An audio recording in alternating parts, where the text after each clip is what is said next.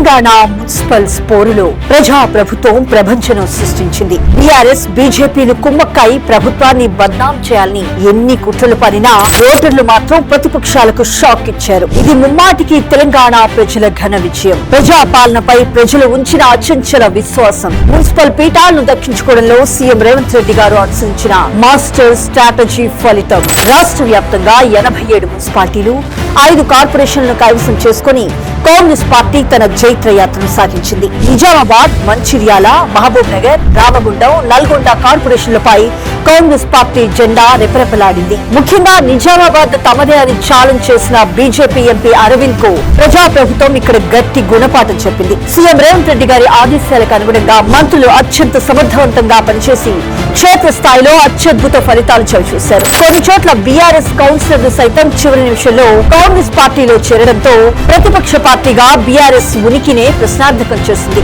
మొత్తానికి ప్రతిపక్షాల కుట్రలను ఛేదిస్తూ దక్కిన ఈ ప్రజా విజయం తెలంగాణ భవిష్యత్తుకు సామాన్యుడిచ్చిన అసలైన భరోసా.